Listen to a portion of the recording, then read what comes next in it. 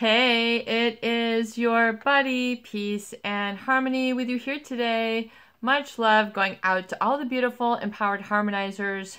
We are zooming in and focusing in on a great viewer question, and that is, how did the narcissist get mind control over me? Whether they're a narcissist or a psychopath, there is a degree of mind control when it comes to those who are manipulative, those who are controlling.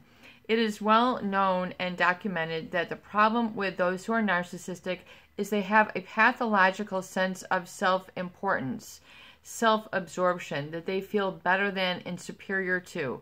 And they also lack empathy, meaning they don't really perceive, acknowledge, validate, and get the reality, the substance of other people's feelings, need, wishes, desires. So oftentimes there's a communication breakdown. There is a attachment breakdown. There's a bond breakdown. It is wrought with engineered chaos, confusion, bait setting, game playing, misunderstanding, miscommunication, misfiring, wrongdoing. It just can become a whole world of agitation and hyper arousal that oftentimes, especially someone who is psychopathic, they are very engaged in a hyper arousal of their targets to get them sort of off focus, to get them distracted, to cause them to think about them all the time. This is how, specifically, who someone is psychopathic, that's how they get mind control, is they break people down and get sort of an emotional power of manipulation over them. They have an insatiable need to do this. To them, this is how they get through life. This is how they get their needs met. And it can be very disturbing and distressing for others and causing a lot of tension and emotional pain. A lot of people feel like there's a chill that comes within. They feel just a deep darkness, chill, just as if life is standing still, that they're up against this darkness. And it feels forbidding. It feels scary. It is fearful. It is frightening. It's uncomfortable. It's unpleasant. It is, very punitive in nature. It is very judgment. It's very damning and damaging. It feels like an ultimatum. It feels like an infinity. That is the manipulation. And so how do they get these talents, meaning like a grip on you, so with such veracity that people oftentimes can't untangle themselves. They can't think. They can't feel their way through it. It just is like in the pit of their stomach. It is internalized. It's, their eyes go very wide, and it's like a hostile takeover with passivity. And so this is emotional between people. And, how do they emotionally manipulate? How is this done? What is the cause? I mean, this is a great question. Especially, someone who is psychopathic, there is something about the look in their eyes, which is very different than other people. They can bring comfort, but it can also bring this abysmal feeling of just a chill is the way to describe it. A pit of your stomach that would say stay away, but yet there is then also communicated not even a fascination, but I must obey this. I must, be under the thumb of this. I must be under the control of this. I must, stay glued. This is a trauma bond. This is an indicator that the relationship is based on fear and manipulation, not health and respect and clear communication. What is wrong with that? For a narcissist, clear communication is like a big no-no. They can't leave their options open. They can't leave their choices open. They can't bow out stage left if they want, if something better comes along. The commitment-phobic, they don't want to shut the door on things too quickly because something better might come along.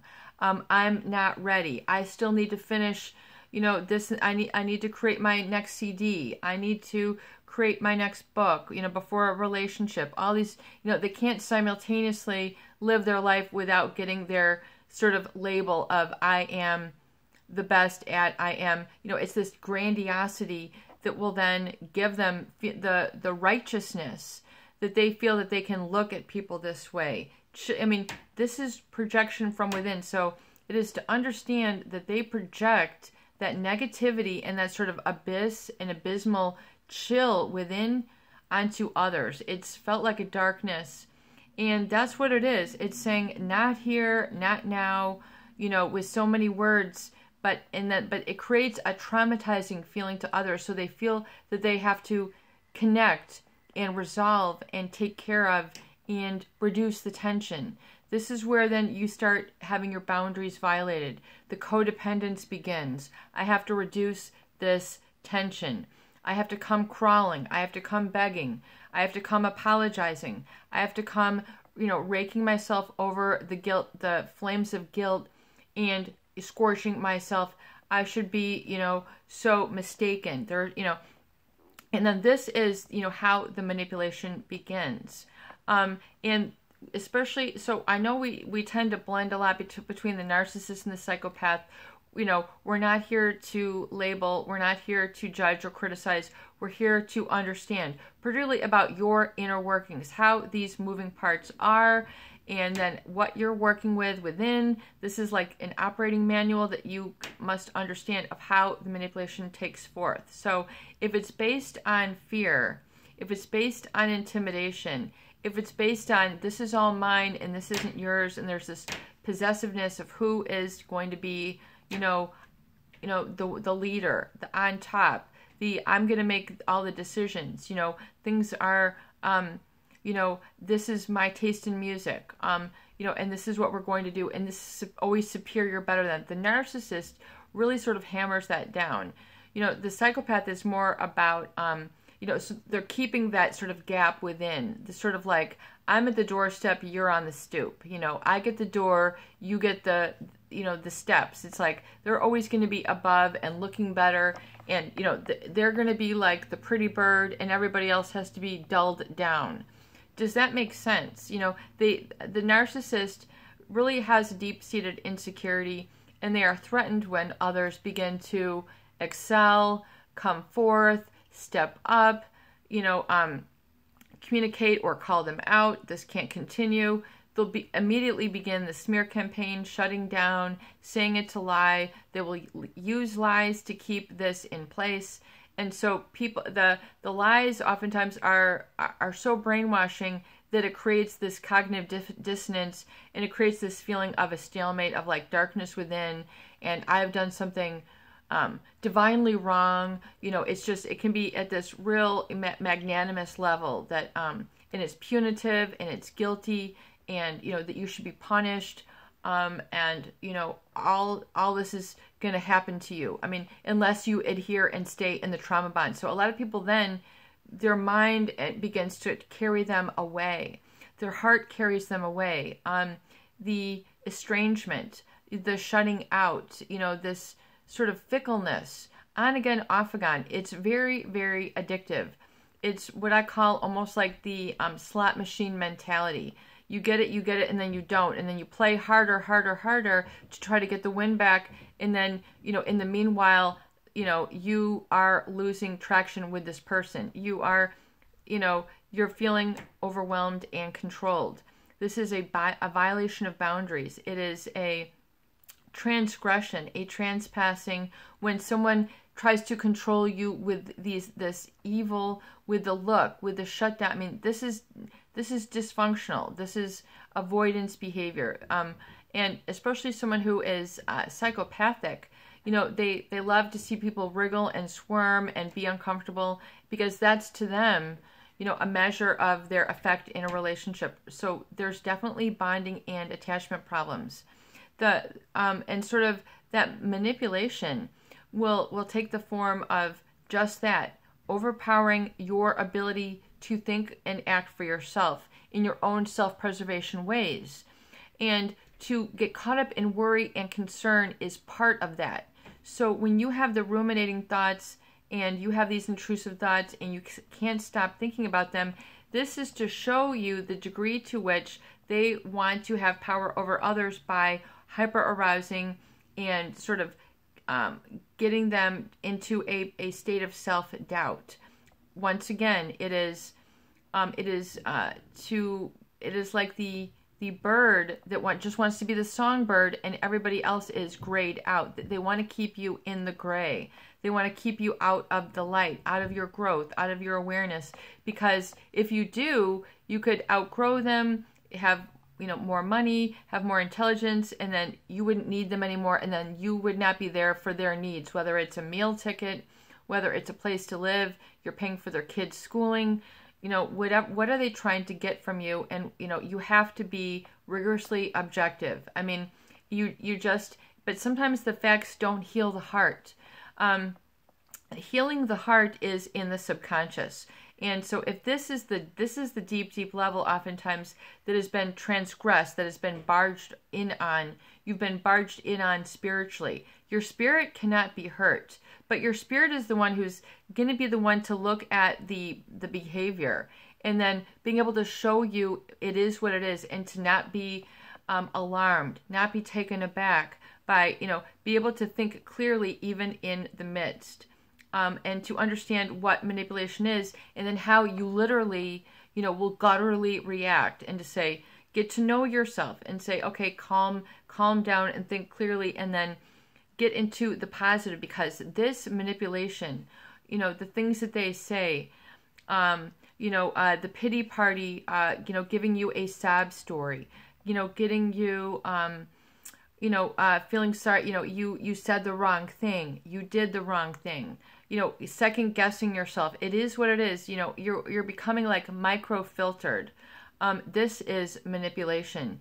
You cannot live in this analysis that a narcissist will present as if there's something wrong with what you want from the relationship.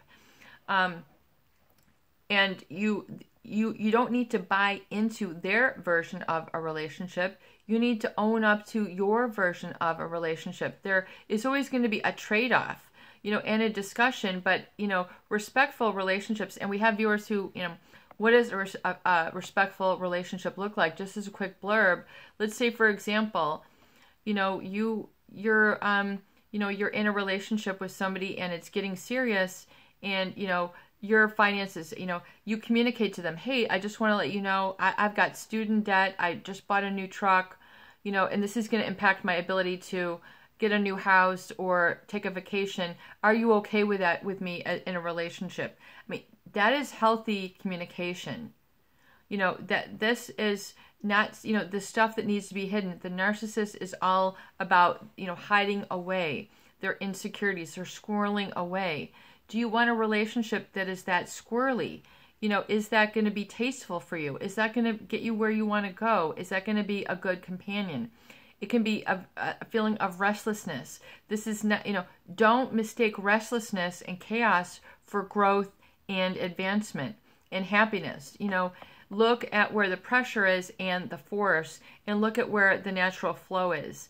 The pressure and the force is going to be wrought with negativity, hardship, confusion, fighting, and this sort of whirlwind, of intrusive thoughts, which can be very unpleasant. These are stirred up and agitated, oftentimes so that you will keep stuck in the trauma bond. They know the effect that it's going to have. It can be very gentle, where it's just, I'm worried, I'm sorry, to the very severe. Like, this is a really big, serious matter here. Maybe you're in the midst of still planning a marriage, or buying a house together, or having kids, or you could be pregnant, or, further along the journey, and it's really starting to come clear to you, and you need to own that vision. That is okay. The narcissist, you have to disappoint the narcissist. The narcissist doesn't want you to own your truth, because you could you could just walk away. The narcissist wants to keep you constantly wondering, constantly thinking, constantly pondering, and then adapting to them. It's a one-way street. This is how they get that mind control. It's as if they have the authority. But if you can't give authority to yourself, then you're going to fall for this time and time again. You need to say, okay, this is my boundary, and I'm okay with it. It doesn't make me, wrong. You should be able to communicate that in a relationship, and to not, if you, and have the relationship based on the clarity versus based on fear and based on what if, and, this rage that can ensue. And we will talk more in depth, but I think also it's important that you understand then its impact on your subconscious, which is you can tell your subconscious by your motivation.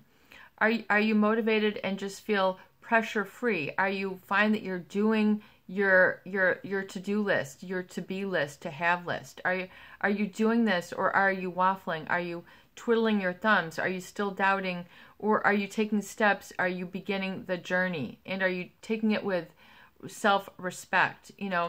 Having that self-respect will be enforced when you know your boundaries and you're not allowing yourself to be barged in on emotionally, and having that confusion. You're not going to take the looks. You're not going to take the ignoring. You're not going to even allow that to weigh on you.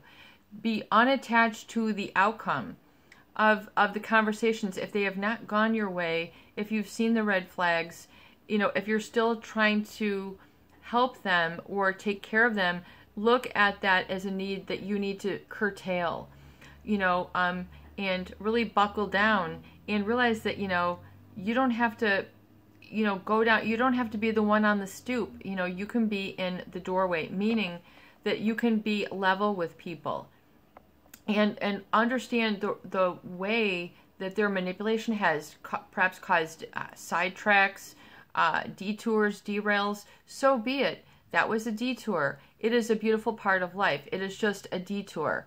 But you must embrace the fact that the unfolding is a beautiful thing within you. So you can see the glory, you can see the victory.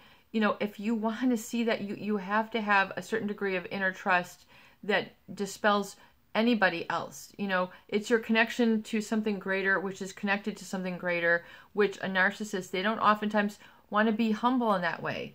It's they edge God out, they edge big thoughts out, they edge planning out because they want to keep a door open, for themselves, and then it leaves you with nothing. So you really have to look at it clearly and get up, and allow some of the experiences to do the talking for you, and allow, what was the message of that, and get the message, and don't, and take and allow yourself to create the own message. What was the message to you? What was the very clear message? And then moving forward, impressing upon your subconscious, this is where your energy is going to come from. So if you felt apathetic or isolated, just sort of stay in a plateau, you're not really kind of elevating, it's because you've allowed some of that negative programming to continue to run. That's a degree that you can kind of take the temperature of where things are at and to say, what, I'm still allowing those lower emotional states to absorb my time and take up space internally, and I'm going to shift those now. So beginning to go forward, and don't be attached to the outcome. Allow it to come forth. It's important that you, though, keep your goals and really go to those goals. Go to those recovery dates. Understand the power of the subconscious today. And I believe. And when you say that, allow your mind then your subconscious to bring forth the dream. And some people might have a knowledge of it right away, and it kind of keeps a smile to their face, and then you're in the right energy. You need to stay in that energy. If you're, I'm eating breakfast, I'm giving myself a break, I'm just chowing down lunch. No, I believe, instilling that feeling, that new energy shift at off times for you will help you to ignite it and by command. It's like a hands-free device. You've used your recovery notebook. You've written some things down. You've allowed that to bubble forth. Now get into the hands-free zone where you're allowing it to happen. You're allowing it to happen. Today I allow for my highest good. Today opportunities will present themselves for my highest good, and I will receive and accept and acknowledge and validate. So especially when you're on the journey, when those positives come in, you need to sit there and like salute it with honor. This is, my betterment rising to greet me. It's showing me that I am making the right decisions. And you'll get stronger, you'll get, steam, your body will start to really kind of feel it right here, and you're getting centered at your core. It's just getting more attuned to that core that is really there, and it needs strengthening. That I am and I believe is getting right into your core. I mean, you can feel it in the small of your back. You should be able to really feel that, and then feel it really in your rib cage, and have that strength of conviction. And with that, it will then dispel people's attempts to manipulate you and bring you down. Bring you down. That's what the narcissist will do. They'll tear you down and then point at you and say, I see, I know you couldn't do it. So they're creating this whole cycle. Exit the cycle, exit the pattern. Don't relieve the tension of theirs. Focus on the positive of yours, and then you'll begin to release their tension. Allow them to fester in their own tension. Don't feel that you have to fix it, resolve it, straighten out, clear up communication. Allow it to be. That's their creation. What's important that you embrace the power of your subconscious, which is going to help really bring about those relationships, those change, the income, the opportunities, the travel, the little solutions. Yeah, you know what? I can just do this with this rubber band and this is fixed. You'll begin to think a lot more creatively. And to me, that is like awesome. That is where things really start cooking, where your natural creativity, oh my gosh, that spaghetti dish was so amazing. All those spices, all those sauces, like came to be amazing. I finally went to that restaurant, and you find that you're happy, and then, but your happiness will oftentimes contradict the struggle that the narcissist will engage in. So it's this tug of war. Your success will contradict their manipulation. So if this is a red flag, you've got to know that there's a trauma bond, and that this is, a not go-to place. This should be like off limits for you. So you need to kind of put like off limits. X marks the spot. Poison, don't drink it. You need to get a handle and an image of the why. Poison, don't drink it. This is not healthy. This is going to cause me to need my stomach to be pumped. I'm going to get, dizzy. I'm going to feel sick. I mean, don't go there. You need to have that sort of leverage over yourself. That is where the subconscious is really like believing in yourself. And you might have believed in yourself on certain occasions, but believing in yourself after a trauma bond is a deeper faith in yourself. And this is something you will carry with you. You will have confidence that is unshakable. It's unrockable. You will know. I mean, and that is a sublime place, and it's a place within. You don't have to look for it without, that feeling that you're trying to get, when you get a new truck. Oh man, I'm cruising around. I mean, how many big trucks do we see? The big Ford 150s, the big Rams trucks and SUVs are getting bigger, and it's just, all these. Why I'm going on that tangent is to show you that, you can have this feeling within. It doesn't have to be from a new car or this. Get that feeling within. Get that confidence, get that assurance, get that I can navigate, whatever comes up, I can clear the windshield, knowing that you have that strength within. And really, blowing on it like a little campfire. When you first start the fire, how many of you have been camping and, went to a bonfire party, when you were a teenager or wherever it was on your campground, you made that fire, you got some pine needles, some little twigs, bigger twigs, then, maybe you got some big logs in there, and then really, you got to keep it blowing on your own self-belief. You got to keep blowing into it. You got to keep the inspiration going. That's what inspiration is, when it's the breathing in, inspiring, taking in spirit. You need to allow this to trigger and ignite you throughout the day.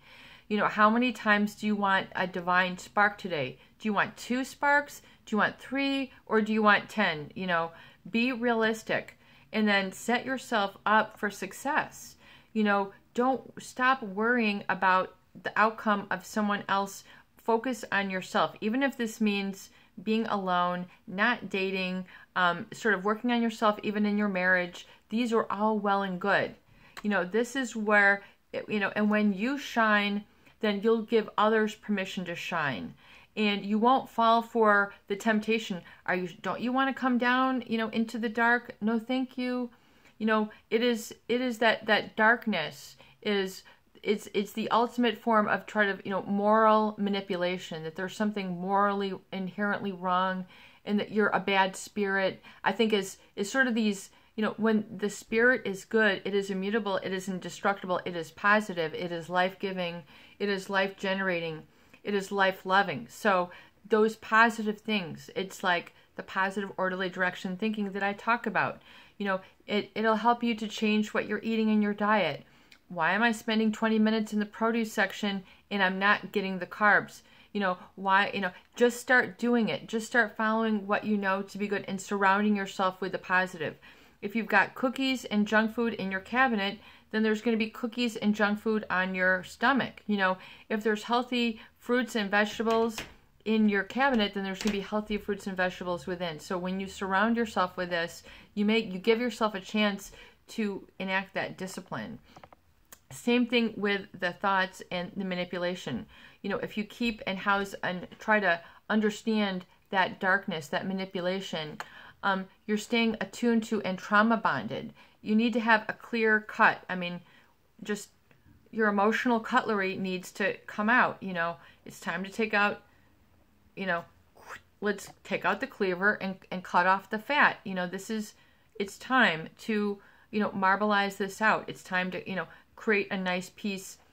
I'm using this as an analogy for you to understand, what you're ingesting from this could not be nutritive for you on a psychological or emotional level. Your spirit is strong. Your spirit is indestructible. So knowing this fact, if you can acknowledge and validate this will ring true to you and your spirit will come through like a flame, like the Olympic fighters, they're going to put their flames together. It might feel alone, but it's actually uniting. It might feel like you're alone, but you're actually uniting. You're actually standing up. You're calling out that champion and that victor within you.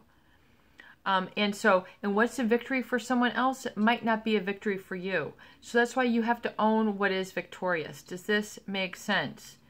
So, that's what's so beautiful is that there's something unique and special and wonderful about you, which you need to bring out and acknowledge and validate. It has to begin there. And then others, it'll pick up steam just like a snowball. It'll pick up size, momentum, and appearance. But you have to really work on that I am and I believe within and hold yourself to it accountable. And as I say, hold the space of self-reverence, not pathological self-absorption, but reverence. Reverence of the divine that flows through you and acknowledging and validating that there are symbols and signs and solutions that will present themselves to you today. And to say, today I will respect the privilege of honoring the spirit as I am conscious of what is in my highest interest. I am more conscious today of what is in my higher interest. And when you set that intention out, then it's going to deliver. It's like a shipping, it's like a shipping clock. This is what I want. This is, and speak it softly. And you don't have to, tell anybody. This is what you are asking for. This is where you want to be aware of. You want to live in a higher awareness. And once you make that command, you will allow the solutions, and whether you take heed of them or not is up to you. This is a choice. So today I'm going to take heed of those special messages and that divine spark that will help dispel that darkness or that feel of worry and condensation and concern that I was feeling, and allow the divine spark to fill you up and begin to follow that like a popcorn path. I really want you to open up to that and raise your awareness and see how many messages that you can acknowledge, validate, and take heed of, and even write down for your reference later in the day. If you take stock of this, you'll see that things are very clear once you kind of, clear the windshield. You're like, okay, the solution is here. The path is here. The way is here. My purpose is here. My clarity is here. My strength is here. Allow yourself to acknowledge and validate that, and not look for that mirror from anyone else. Self-esteem does not need acknowledgement, validation, and recognition. You know, it'll be self-fulfilling, it'll be self-sustaining. Once you do that, go there and you'll be filled up with that reverence. It'll take the place of restlessness, anxiety, darkness, wanting to fight, just allow. And just allow something stronger than you to make its strength present and alive within you. And I will take heed when it comes up and write it down, whatever that message is. It told me not to look down at my phone now. It told me to hold my head up here. It told me to go for that one outing that I've been putting off, and I really wanted to go golfing, or I really wanted to go to that museum, and why don't I just do it? And then just do it. And you'll find that there's laughter, joy, bliss, and then that higher consciousness is then fed, nourished, and supported. Whether you live in that higher awareness for an hour today, 2 hours, or 30 minutes, at least you're getting a peek. You're opening up the curtain a little bit so that you can, see what that higher level awareness has to deliver to you. Begin to modulate that and get a feeling of control in opening up. And that will basically create its own natural barrier and boundary towards the manipulation of others. You'll be immune to it. You won't be affected. You won't you will be just, you won't receive it as the negative. You'll be able to process it and not be taken down. It's your buddy, Peace and Harmony. I hope the videos do help. Please share, subscribe, donate, and join the Peace and Harmony memberships. We've got some great tools that will also help to enhance your spiritual growth and healing on the Peace and Harmony channel. Have a beautiful day.